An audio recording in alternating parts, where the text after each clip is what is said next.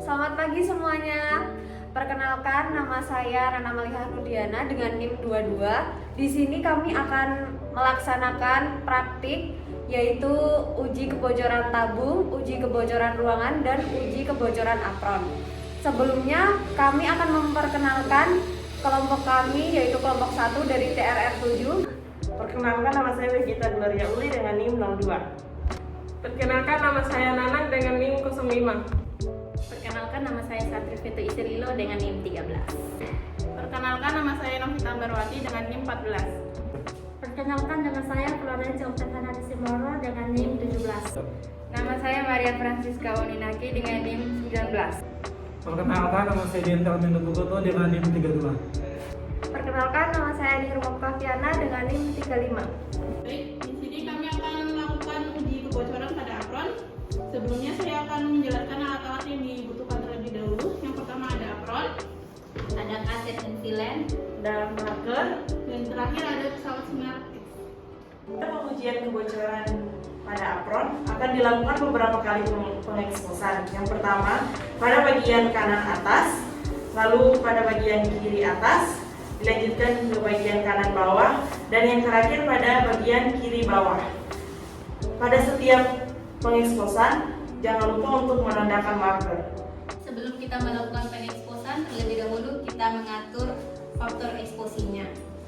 TV yang kita gunakan 80 TV dan MAX-nya 63. Setelah dilakukannya pengeksposan, proses selanjutnya yaitu melakukan processing film di kamar gelap.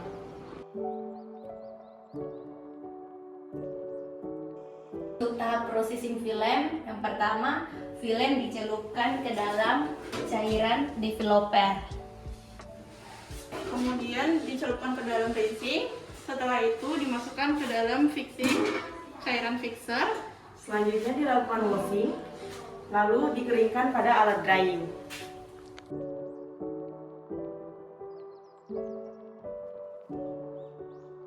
Baik, selanjutnya kita akan melakukan uji kebocoran pada ruang lab radiologi yang bertujuan untuk mengukur kebocoran melalui survei meter untuk dapat dilihat laju dosisnya, yaitu yang akan diukur pintu yang sebelah ruang gelap dan sebelah untuk pintu masuk utama dan untuk pengeksposan. Untuk alat dan bahan yang kita gunakan adalah survei meter sama pesawat sinar X. Dan untuk faktor eksplosinya yang kami gunakan TV 80 dan MAS-nya 63. Baik, untuk uji pertama yaitu uji kebocoran ruangan lab radiologi, kita menguji melalui balik pintu kamar gelap yang didapatkan hasil yaitu 0,011. Untuk pengujian kedua, di balik pintu masuk ruangan, hasil yang kami dapatkan 0,019. Pada pengujian terakhir di balik pintu pengeksposan, hasil yang kami dapatkan 0,018.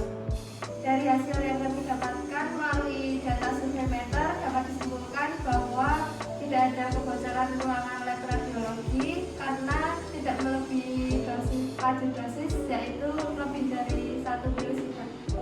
Tahapan terakhir, kita akan menguji kebocoran pada tabung sinar X. Untuk alat dan bahan yang pertama yaitu menggunakan pesawat sinar X, penggaris besi, apron, dan juga survei meter. Selanjutnya untuk faktor eksposi, TV-nya 80, MX-nya 63.